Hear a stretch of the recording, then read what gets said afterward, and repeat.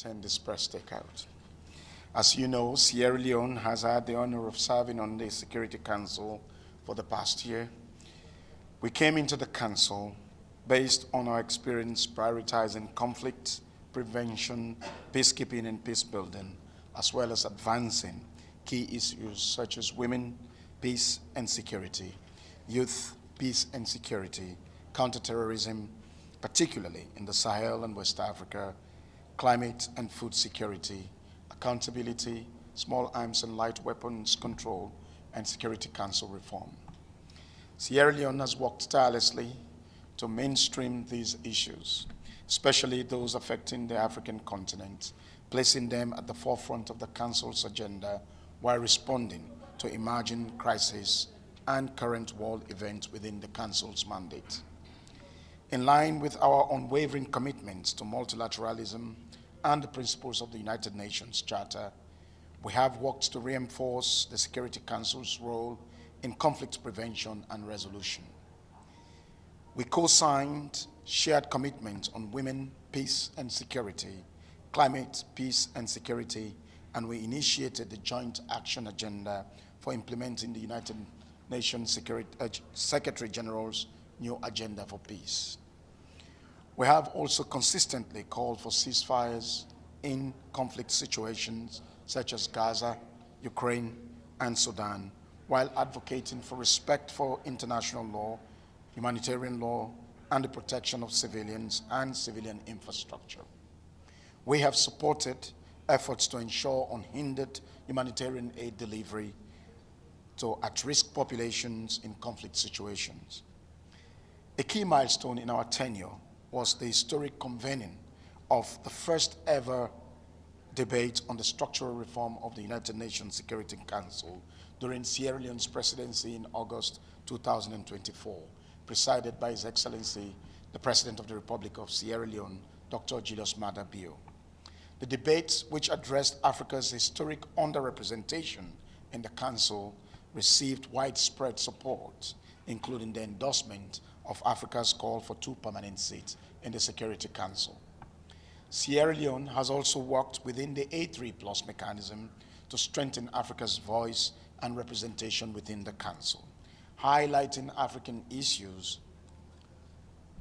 In what has been a particularly difficult year, the effectiveness of the Council was bolstered by the united stance of the elected members, the E10.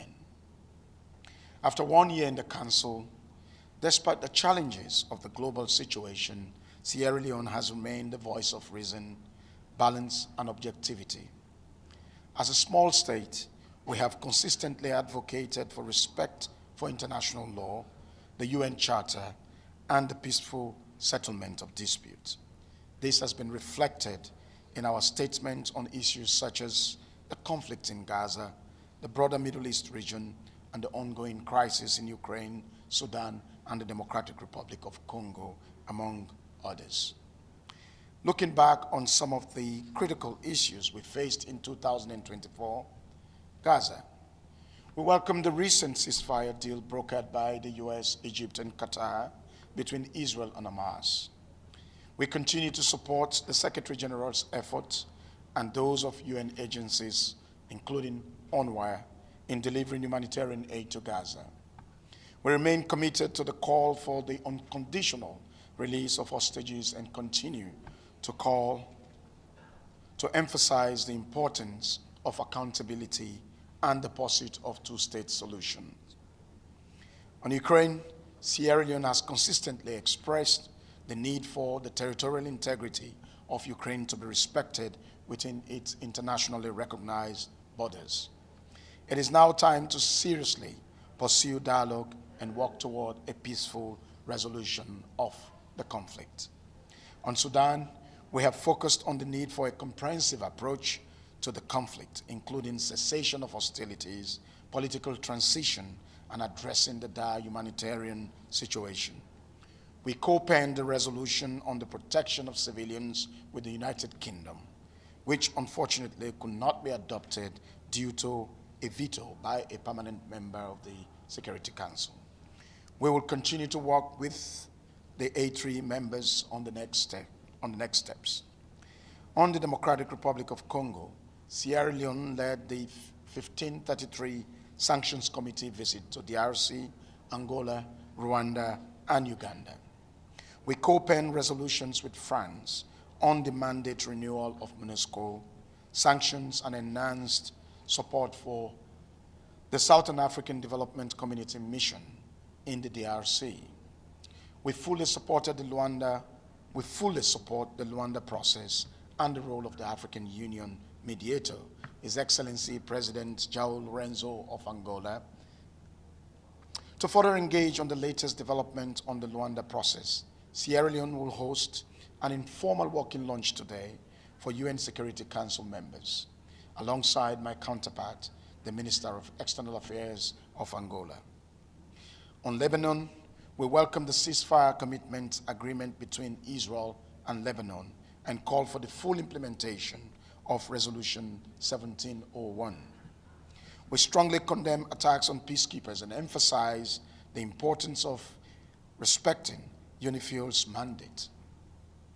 We commend Lebanon's recent political progress with the election of a new president and the appointment of a new prime minister. On West African issues, particularly in the context of UNOWAS, Sierra Leone, together with Switzerland, as co-pen holders, successfully led negotiations on a presidential statement in May 2024, ending a 2.5-year impasse.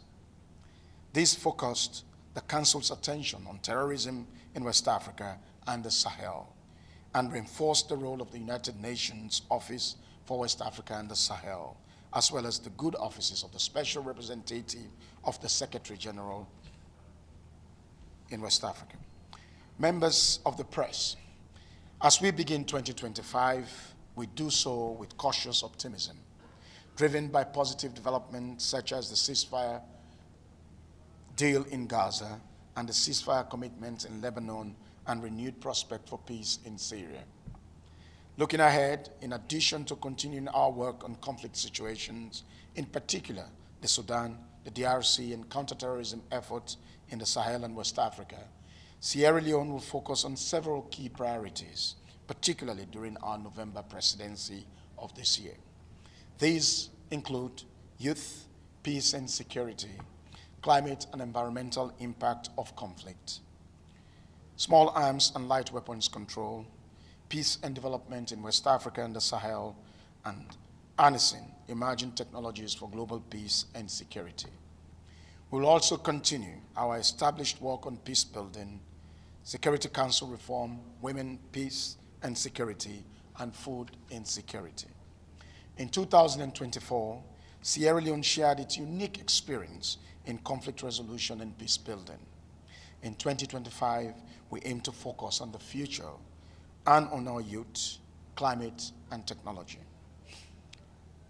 Thank you for your kind attention, members of the press. I am now happy to take a couple of questions, if there are. Celia Davaren, Africa Confidential. What can Sierra Leone do to prevent conflict, let's say in Africa, to start with?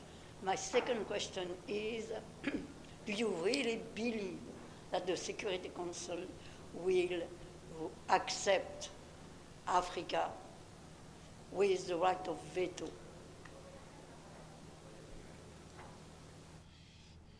Well, Sierra Leone, like I said, has exported its experience of peace building and peace consolidation.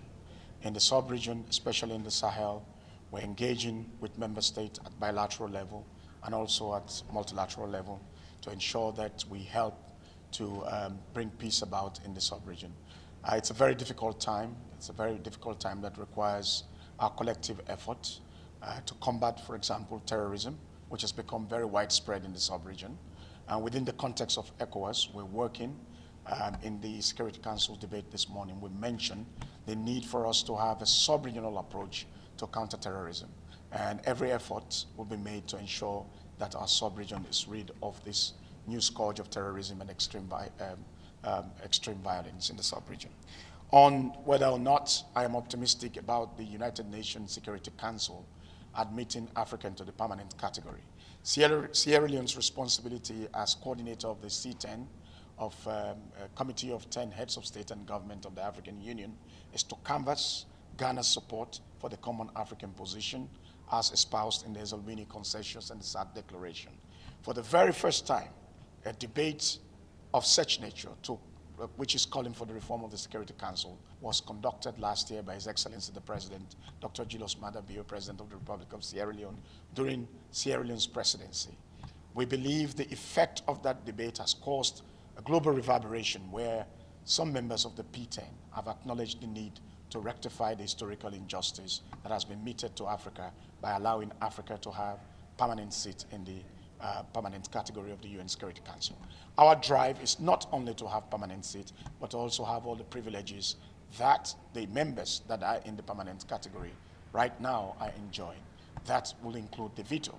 In the instance the veto will be removed, then Africa will be okay with that based on the SADC Declaration and the Esselwini Consensus. What do you think of a possible solution to the problems in Sudan, which is getting more serious and a huge human rights issue also in Sudan? Well, Sierra Leone co-penned with the United Kingdom a resolution which unfortunately did not pass. Like I mentioned, it was vetoed by one of the permanent members to protect civilians in the conflict and to allow for humanitarian aid to reach the population that is at risk. Quite recently, the de facto leader of Sudan, General Abdel Fattah al-Burhan, visited Freetown, and His Excellency the President reiterated the need for a ceasefire, a political transition to a civilian rule that will involve all parties that are involved in the conflict, and of course calling for accountability because there's a seeming pogrom in Sudan following the difficulty in having access to humanitarian aid by people, especially in Darfur, in the Darfur region of Sudan. So every effort will be made. Sierra Leone sits in the African Union Peace and Security Council, and in the Security Council we'll continue to raise our voice for a peaceful resolution of the conflict in Sudan, for Sudan to be brought to a civilian rule. Thank you. Well, thank you.